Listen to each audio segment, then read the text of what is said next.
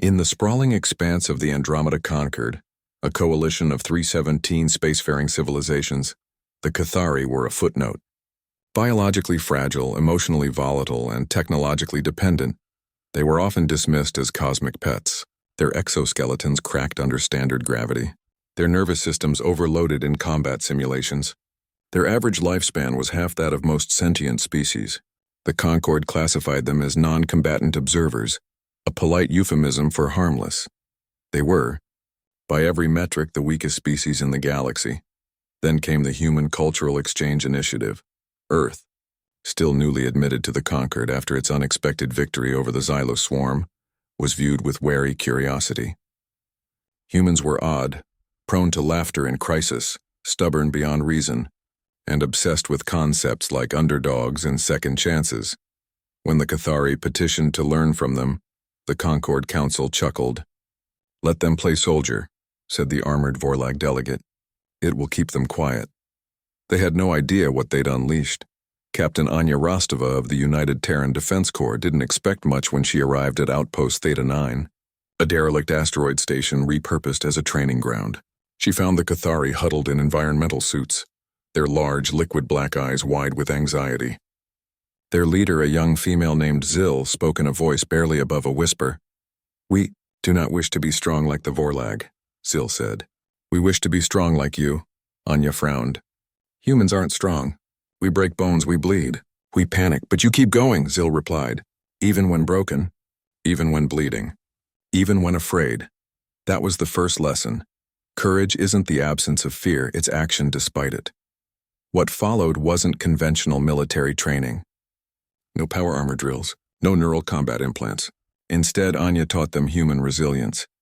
She ran them through obstacle courses in failing gravity.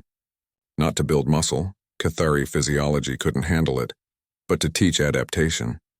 When a harness snapped and Zill fell 10 meters, she didn't cry out. She got up, recalibrated her balance, and finished the course. She subjected them to psychological stress simulations, sensory deprivation, sudden loud noises, simulated betrayal. The Cathari trembled, wept, even fainted, but each time they returned. "Again," Zill would say, voice shaking but firm. Anya introduced them to Earth's history, the Spartans at Thermopylae, the pilots of the Battle of Britain, the scientists who rebuilt cities from ash. "We don't win because we're the strongest," she told them. "We win because we refuse to accept loss." The turning point came during a live-fire exercise. A malfunction sent a drone swarm into the training dome. Protocol demanded evacuation, but Zill, remembering Anya's words, "Control the chaos, don't flee it," ordered her squad to form a human, Cathari, shield around the wounded. Using only handheld emitters and coordinated movement, they redirected the drones into each other. They lost 3 that day, buried them with human-style salutes. The Concord took notice. Whispers spread. The Cathari are changing. Then the Drakthar invaded. The Drakthar were conquerors, bioengineered warriors with chitinous armor, hive-linked tactics, and a doctrine of total annihilation. They'd already crushed 3 conquered worlds. Their fleet, the Maw of Oblivion, now targeted the Cathari homeworld, Kira, a planet of glass spires and fragile ecosystems, deemed not worth defending by the Council. Evacuation orders were issued. The Cathari were told to flee or perish, but Zill stood before her people and broadcast a single message across all channels. "We trained with humans. We do not run." The Drakthar expected surrender. Instead, they found traps. Kira's crystalline forests, once seen as delicate, became labyrinths of sonic resonance, tuned by Cathari engineers using human acoustic principles to shatter Drakthar armor joints.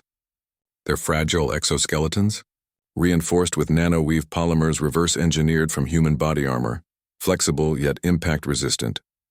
Where the Drakthar relied on overwhelming force, the Cathari used asymmetry. Small teams moving silently, sabotaged supply lines using guerrilla tactics lifted straight from Earth's Vietnam and Afghanistan conflicts. They didn't fight to win. They fought to delay, confuse, and exhaust. And when the Drakthar deployed their dreadnoughts over Kira's capital, Zill executed Anya's final lesson. Sometimes, you have to make the enemy afraid of the dark.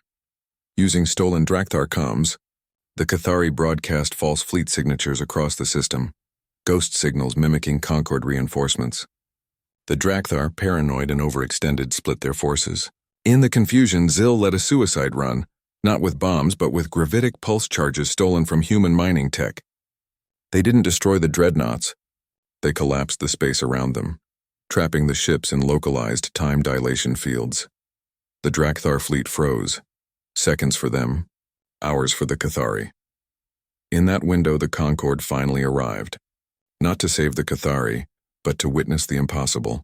A weak species holding off an invasion alone. The Drakthar retreated, humiliated. Their hive mind fractured from cognitive dissonance. How could prey become predator? In the aftermath, the Concord reclassified the Cathari. No longer non-combatant observers, but strategic vanguard allies.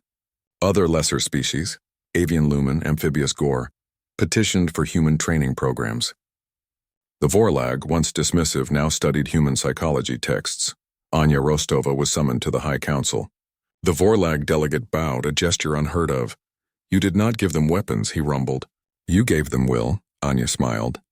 "We just reminded them they already had it." Now across the galaxy a new legend spreads. Not of invincible warriors or godlike tech, but of the weakest species who learn to stand.